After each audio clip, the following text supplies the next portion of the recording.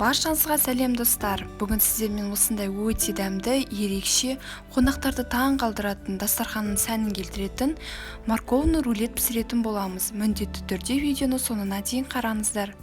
Ең алдымен үкіштің осындай кішкентай бөлігінен біздің барлық сәбізімізді жақсылап өткізіп алатын боламыз.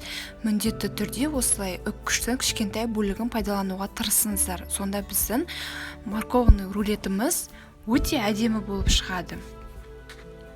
Мінекей достар, біздер барлық морковты, яғни сәбізімізді осылай өткізіп аламыз.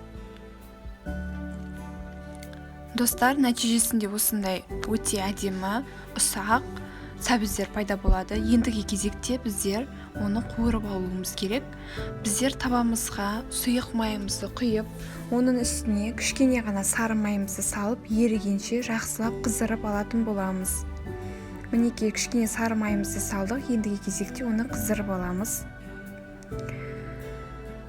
Біздің майымыз қызған соң, оның үстіне үккіштен өткізілген сәбіздерімізді салып, жақсылап, барлық жағына майымыз жететіндей етіп, аунатып, яғни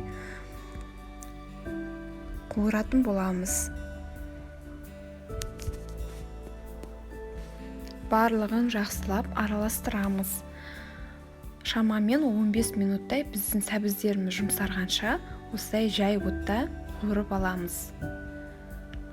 Ал ендігі кезекте біздер жұмыртқамыздың ағы мен сарысын ажырататын боламыз. Ақырындап екеуін бірінен ажыратып аламыз.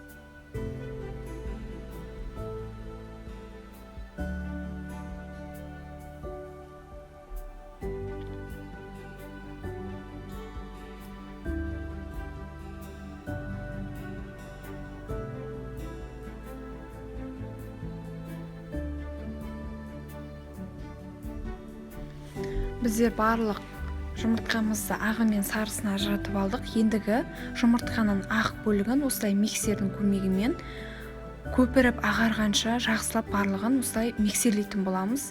Міндетті түрде біздің жұмыртқаның ақ бөлігі осылай ағарып көпіруі тиіс. Достар, мінекей көріп тұрғандарыңыздай біздің жұмыртқалы ақ бөлігіміз осылай әппақ болып шықты. Ендігі кезекте оны жаймендеп осылай жұмыртқаның сарысына ақырындап қосып араластыратын боламыз. Шамамен 3-4 бөлікке бөлу арқылы барлығын жақсылап араластырып аламыз.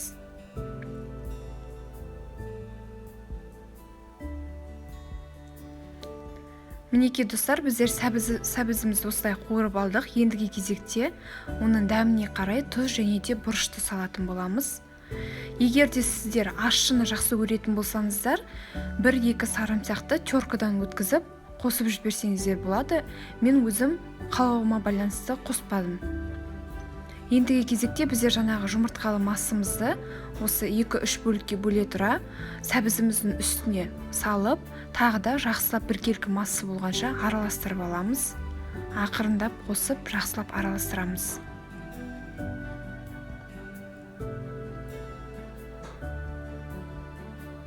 Барлығын осылай жақсылап араластыратын боламыз.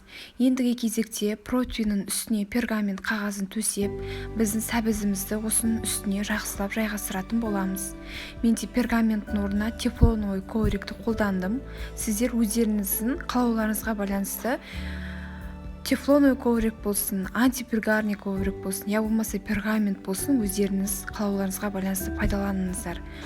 Бұл тефлоновый ковриктің бір жақсысы, бұған ешқандай зат пісірсең де жабыспайды. Сол үшін мен осы тефлоновый ковриктің үстіне пісірдім. Мінекей достар, біздің жаңағы сәбізімізді осының үстіне жақсылап біркелкі етіп, барлық жағын бірдей етіп орналастырып аламыз. Міндетті түрде барлық жағын бірдей равномерный, яғни барлығын осылай орналастырыңыздар.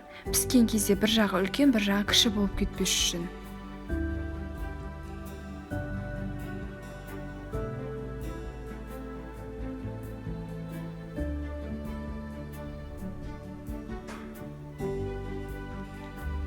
Достар, мінекей барлық жағын осылай бірдей етіп орналастырып алдым. Ендігі кезекте 180 градуста піскенше шамамен 20-30 минут пісіретін боламыз. Енді кезекте біздер салмасын әзірлейтін боламыз. Салмасына бізге творожный сыр және де осындай укроп керек болады. Укропты ұсақтап турап творожный сырмен араластырамыз. Біздің мінеки морковь пісіп шықты. Ендігі кезекте оның үстіне жаңағы салмамызды салып, дайындап алған барлығын салып, оны жақсылап осының үстіне барлығын жағып шығатын боламыз. Мінеки лопатканың көмегімен барлығын жағып алдым, барлық жағына жететіндей етіп, біркелкі етіп. Ендігі кезекте видеода көрсетіліп тұрғандай, біздің морковьті бүлдіріп алмай, жақсылап, сындырып алмай, осылай рулет етіп орайтын боламыз. Өте оңай достар, осылай видеода көрсетілгендей асықпай орап алыңыздар.